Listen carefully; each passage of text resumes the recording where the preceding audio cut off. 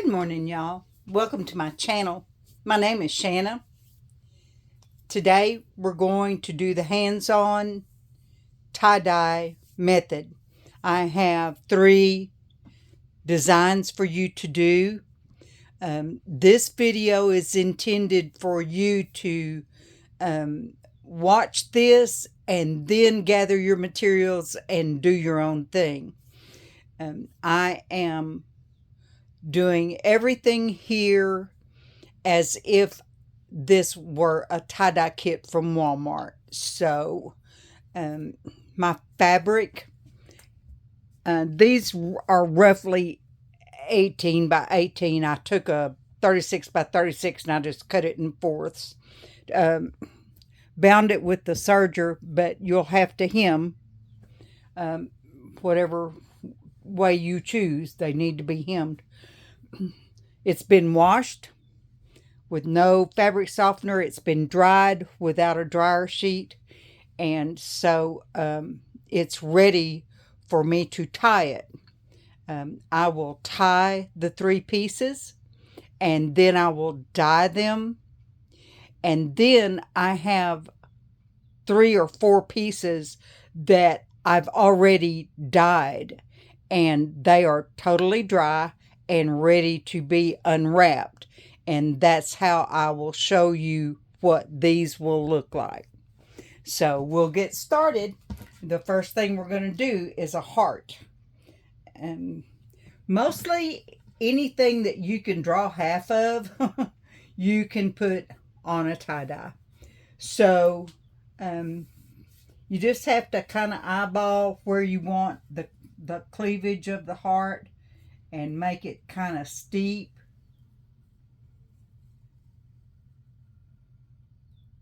And wherever you think the bottom should be, make it longer.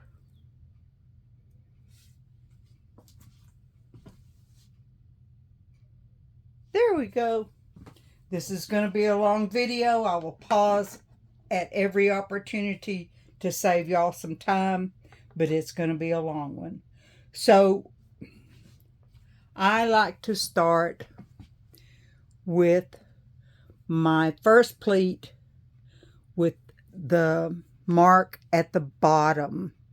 So y'all zoom in and best you can. So this is kind of a tall pleat, so I can back it up a little bit.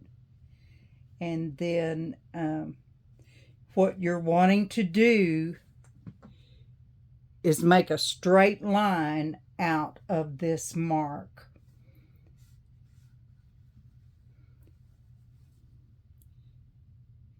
We're going to make a straight line. We want to try to keep the pleats the same, all the same height.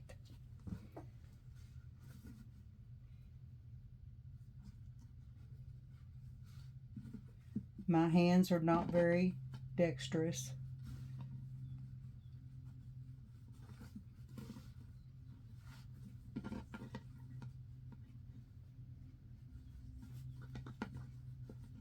You just have to work with it. There we go. And get it lined up. And at the end of the day, you're going to have a heart shape on your fabric. We're going to just scoot around this curve, and again we're making a straight line.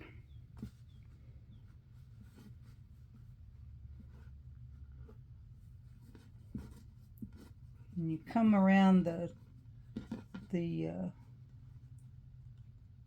hump of the heart. You have to be a little more particular, but it's not hard. It's not difficult. It takes some messing with.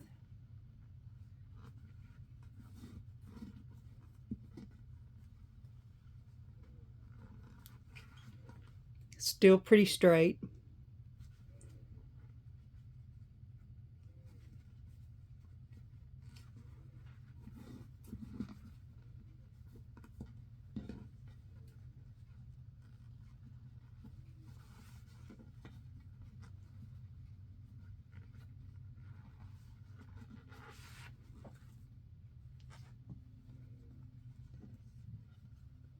Now we're coming up on this cleavage, and depending on where you're at and how it's going, that tip can be up or down. I have a pleat here that's too tall. If they're too tall, they'll fall over their neighbors, and it won't dye well. So we try to keep these the same height.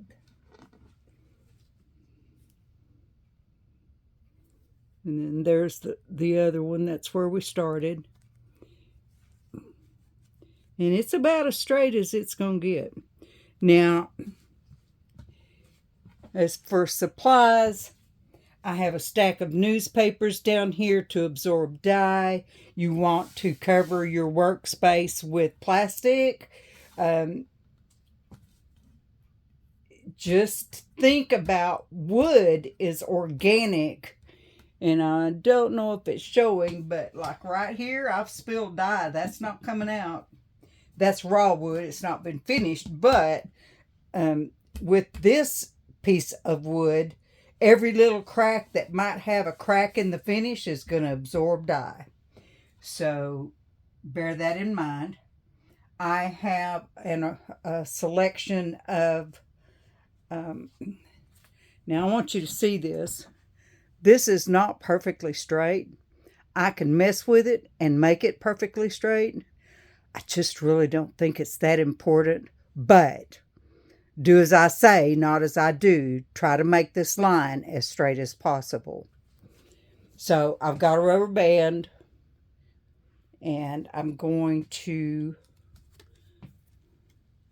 get this rubber band on here as tight as I possibly can.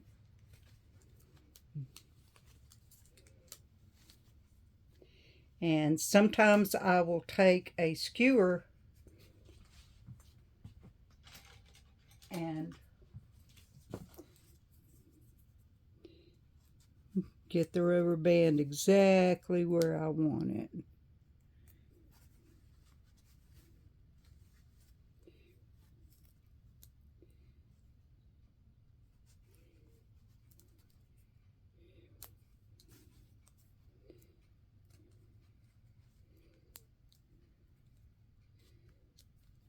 All right. So there's our heart. And what we want to do is we want to rubber band the rest of the heart. And I use the little baby rubber bands, hair rubber bands from Walmart. And one way you can do that is stretch it open and just slide it on there. And then just pull and adjust. It's not critical. And I don't want you to be disappointed with your first tie-dye. I want you to understand there's a learning curve, just like with the quilting and anything else. Practice makes perfect. And the perseverance. I told Artsy Crafter Lady the other day, I said, perseverance has benefits. So yeah, we just stay with it and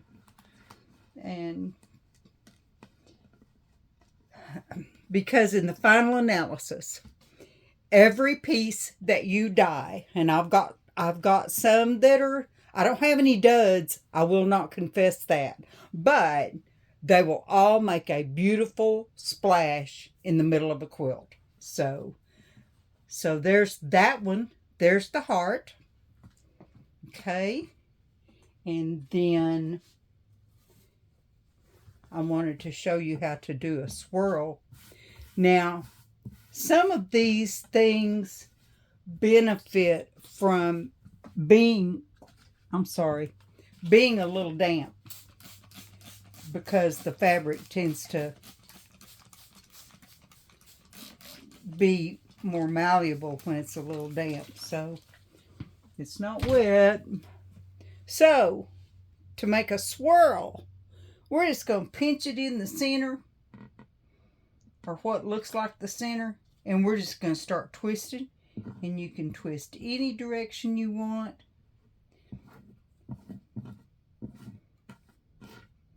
And you can be as fussy as you want or not. When you've got a big old fold, try to break it down into smaller folds. And with a swirl, you're always going to have a good side and a not so good side. But both sides get dyed, so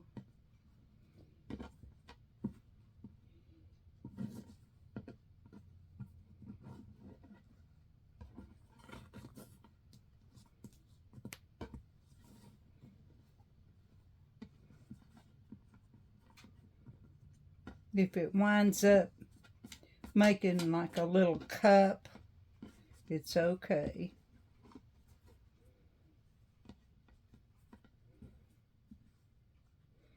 This is the most universal die pattern.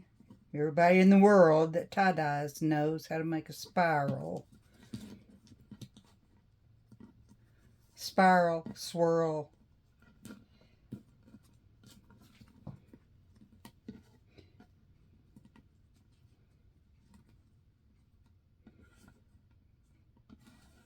Just try to keep your thumb in that center and keep it.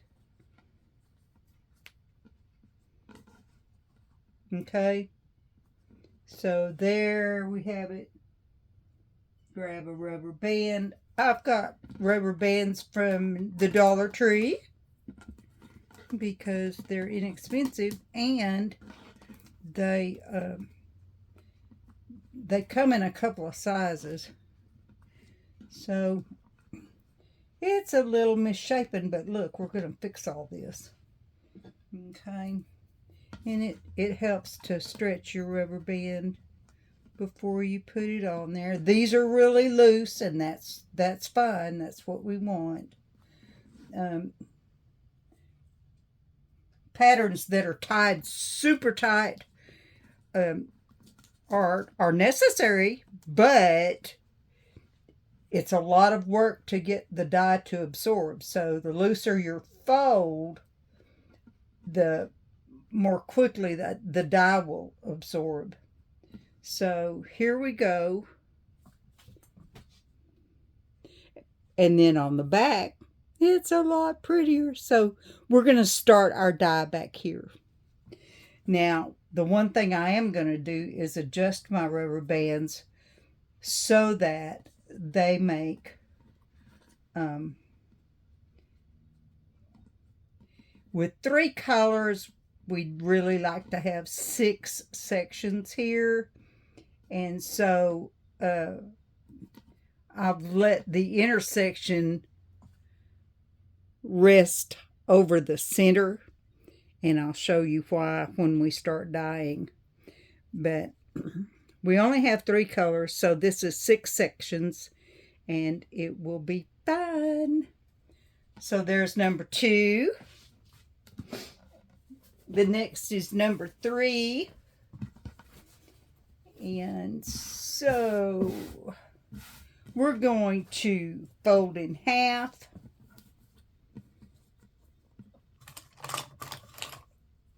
Some of my serger worms need to come off. That's what Honeydew calls them, serger worms. All right, make everything as flat and smooth as we can.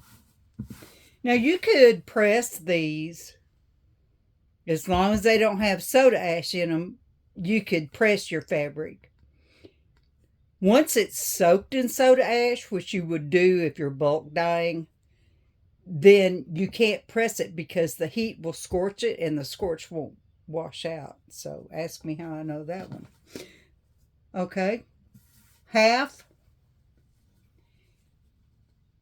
again. Okay, and here's our center. Let's look at that again. We're going to fold it over. We folded it in half. We're going to fold it again and find our center, which is going to be right here on this folded edge. There's our center. Now, we're simply going to fold on this line. And this is going to make a diamond. So, here we go. And this can be whatever size pleat you want.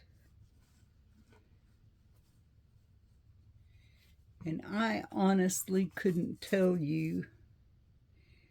That is about a 1/2 inch. So yeah, about a 1/2 inch pleat. And you can tell by looking on the bottom. Hold that and show you.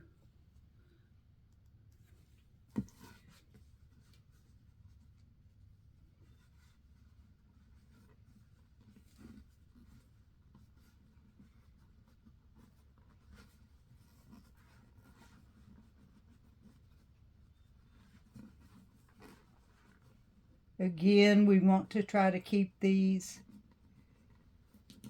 the same height. And sometimes it's just not possible, especially with my hands. They're so stiff and they don't always obey. Now, my tip is going to be up. And it just works out that way sometimes. I could adjust this. I could make this smaller. I'm not worried about it. So back to the rubber band. And we want this pretty tight. With these kind of loose folds, once we get this tied, our other rubber bands are more demarcation lines than, you know, trying to keep things together and tight. So I'm going to let that just be like it is. Okay, pretty little bow. And then we'll put the little black ones on.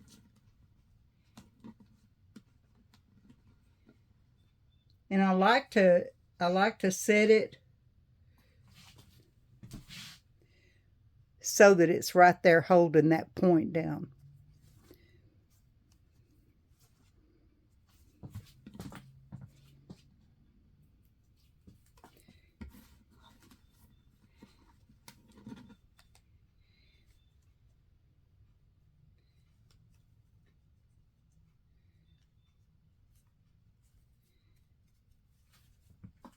Just holding that one down.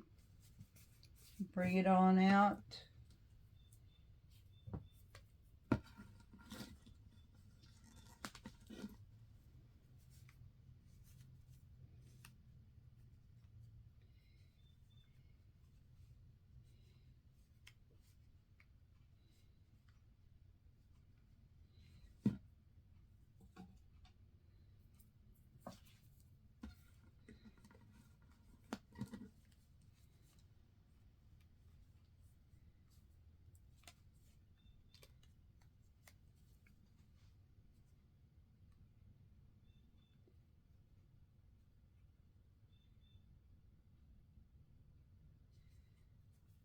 I'm going to take this one off. I just want it on the down stroke. Okay.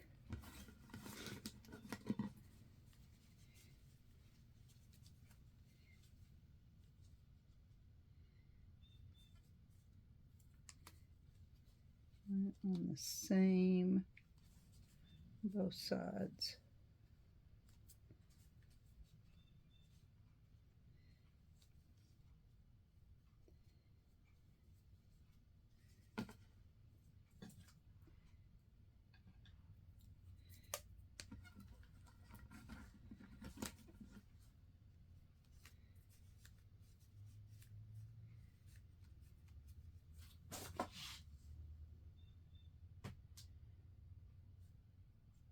So, see, I got confused.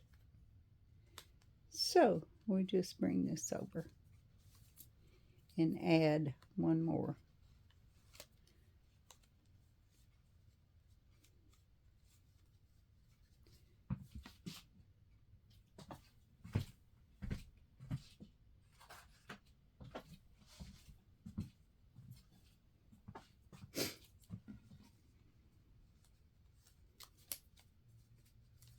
Okay, there's our demarcation line. Now I'm going to pause and get set up to dye. Okay, all set up. I've got newspapers. I have my gloves on. I've made some props. This is a toilet tissue roll with a Walmart bag stuck in it. Same here. I've even taken a chunk of newspaper and folded it and then rolled it up and put a rubber band around it. Now, the reason I need a prop for the heart, we're going to work on the heart first, is because once the dye is on, I want to prop it up so that all the excess dye goes south, goes down. We don't want any of our other colors bleeding into the heart area. So that's why we need a prop.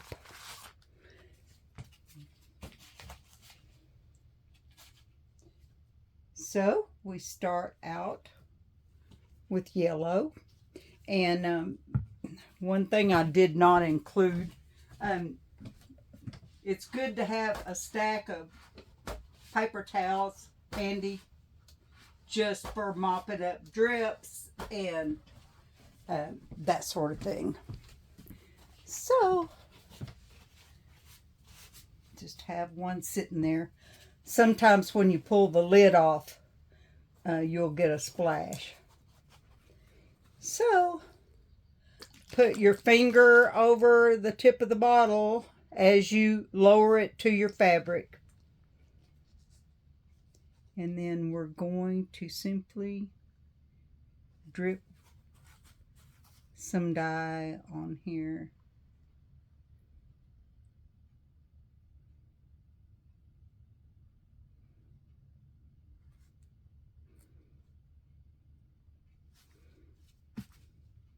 Make over here so you can see the back of it.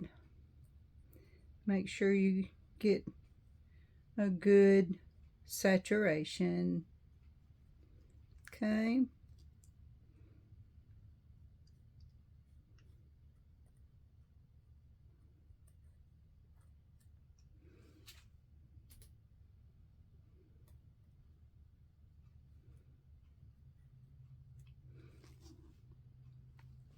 There's our yellow. I'm gonna come on with some fuchsia.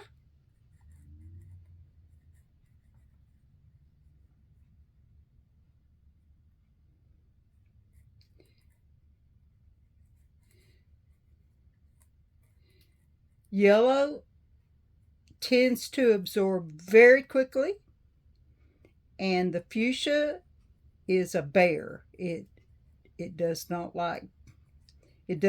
play well with others. It doesn't like to do what we ask of it. So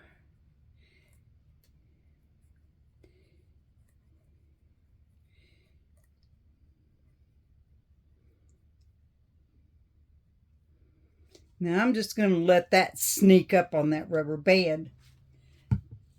And what I'm going to do is I'm going to run some yellow over the red right there just to create a little bit of orange and some backflow. Maybe get some feathering. Yeah. Woohoo! Got a drop of red I'm going to clean up. There we go. All right, our next color is blue.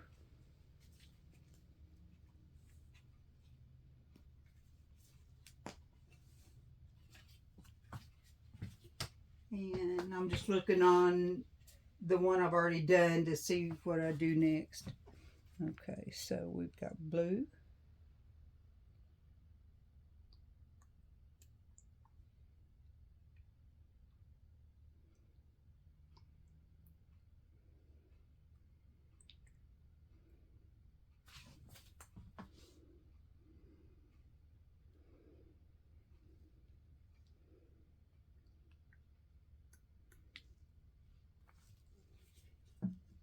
We're going to keep that sequence going. Yellow.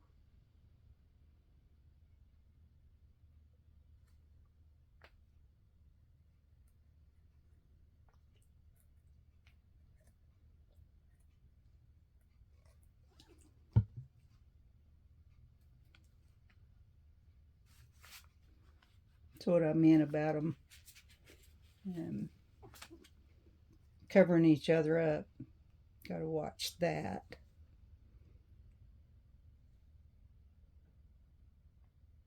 And get some green going there. If you know your color wheel, you're going to make out well because you'll know that red and yellow makes orange, blue and yellow makes green, red and blue makes purple, and that sort of thing. As far as like color theory, oh lordy. Nanny is not into that. I'm too right brain for that kind of stuff. I know, but it's a fact, Jack. I don't want to think about it. I just want to do it. I just want to do what looks pretty. So yellow, red, blue.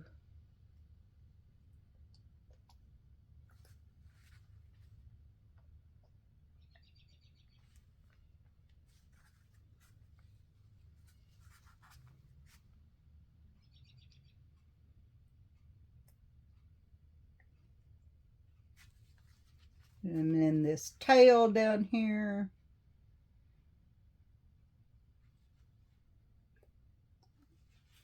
Is going to be yellow.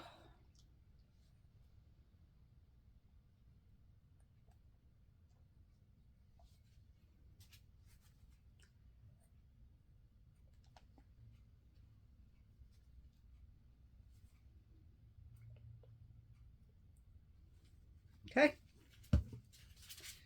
So I am going to turn this so that I get to some dry. I'm going to take my little prop and set it over here.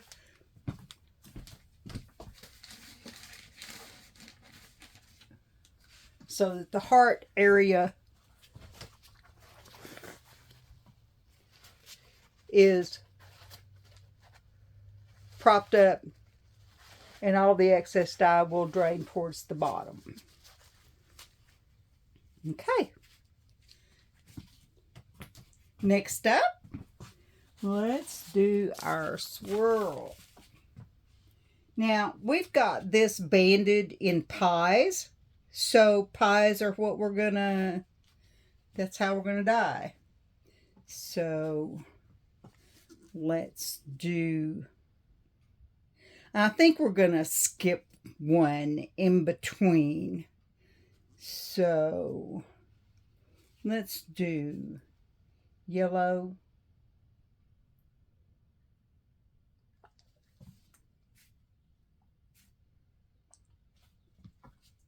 Yeah, you can see that okay.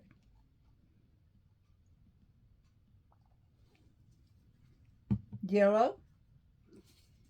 Skip one. Red.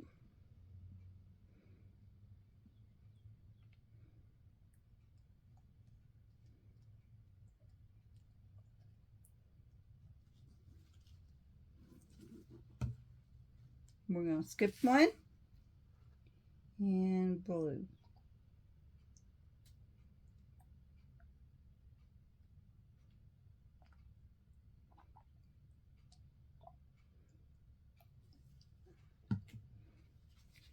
Okay. We're going to flip it. And repeat.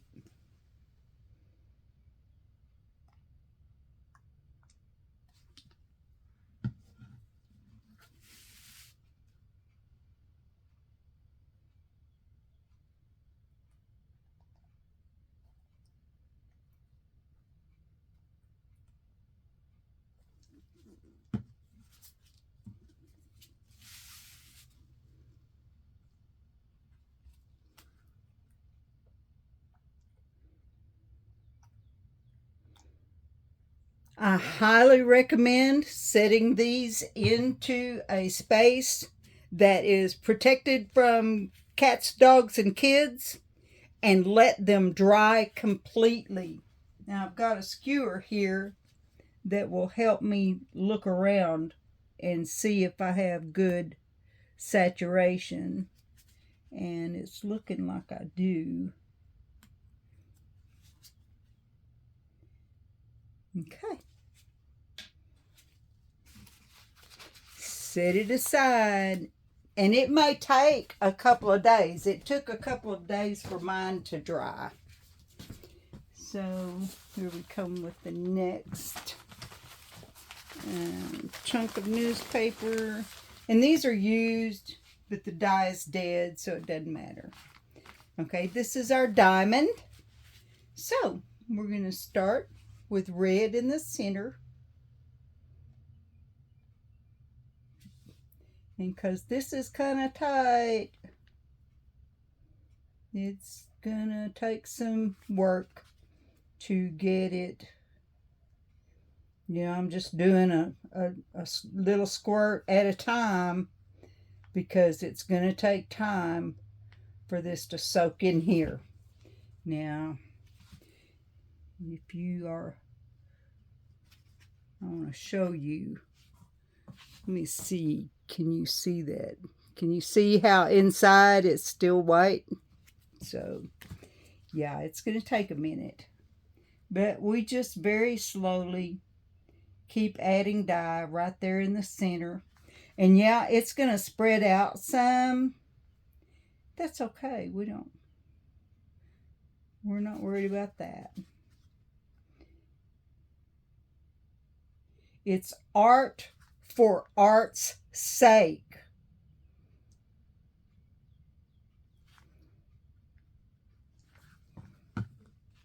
When I dove into tie-dye in 2013, I thought I had left the planet and gone to heaven because I loved it so much. And one of the things here again, like the painting artwork that I do, it's very unpredictable. You can tie your best. You can dye your best. But you know what? This fabric and this dye are going to do exactly what they want. And I'm always ready for a surprise. I'm always ready for a shock. But again, that color wheel is really important because you can wind up with brown. Red, yellow, and blue make brown every time. So you can wind up with some mud. Let's see. I think I want my yellow to come out further.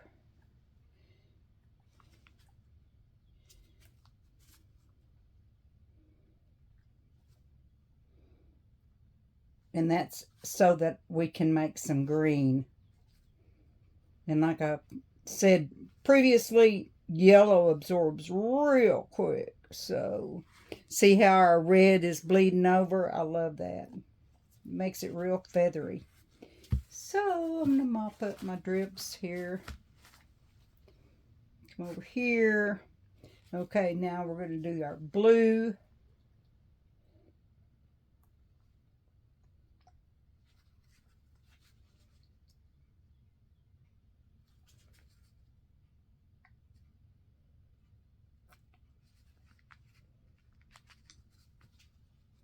See how our blue is turning to green there? So pretty.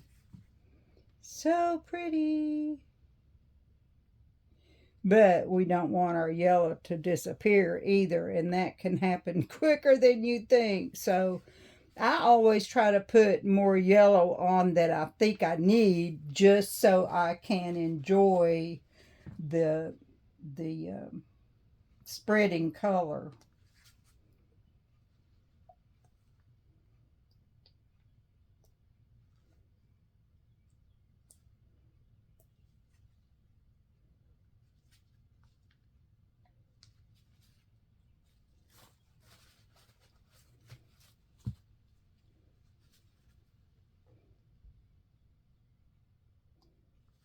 Honeydew calls me the high priestess of the purple fingers because I rarely ever wear gloves, and so my hands are always a rainbow.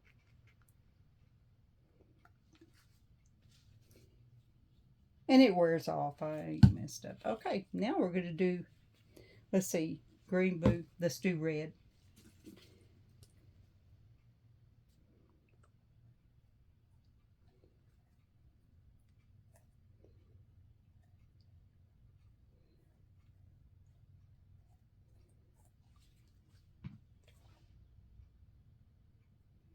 Get some purple going there.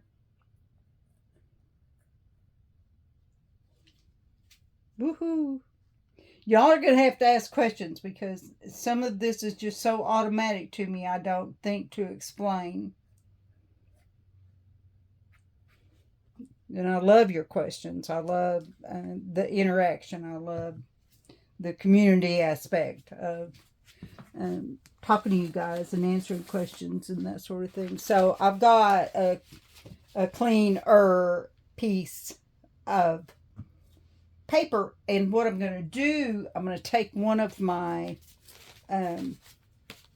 toilet paper roll props, and I'm going to put this over and do that jobby. Does that make sense? There you go. Okay. All right, we're going to set these aside. They're going to dry. They may take a couple of days, and that's okay. Life is good. All right, let me get this out of the way, and we're going to reveal what I did earlier in the week. Some of this I did last week. So we're going to put that cap on, this cap on. I got to get these gloves off because they're driving me crazy. I spilled,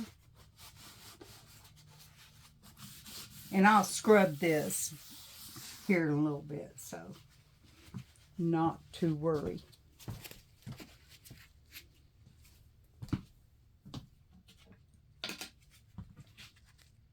Pause. So what are the benefits of letting your dyes dry completely? The number one benefit is the chemical bond is so totally complete that you wash out very little dye. And that's a big deal. That is really a big deal.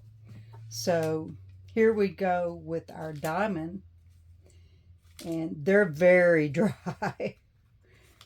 You can see some of the white, that's the soda ash that came to the surface. And I wash and save my rubber bands just because it's good stewardship. So, okay. Here we go.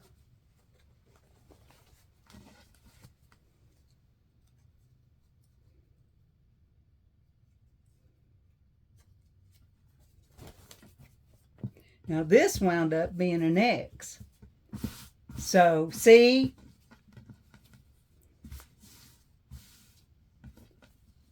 I made my outside edge the center.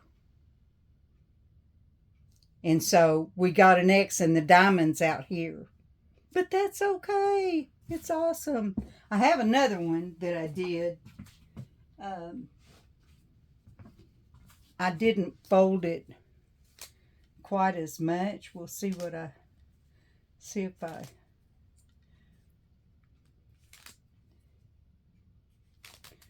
got a diamond or an X.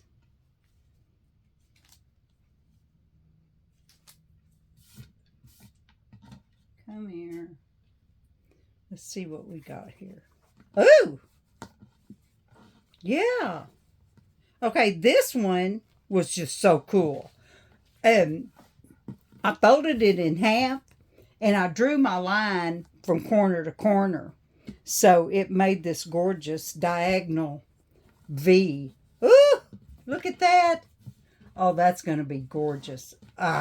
So, okay, we didn't get a diamond. There's a way to get a diamond. We'll figure it out. It's a surprise. Okay, here we go with the heart.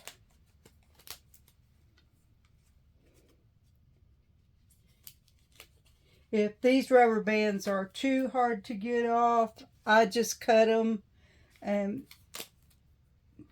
But with the dye being dry, I just take the time to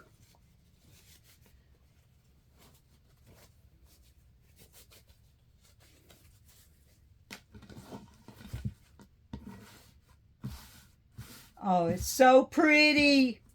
And it's on the diagonal. So, yeah, when that washes out, it's going to be gorgeous.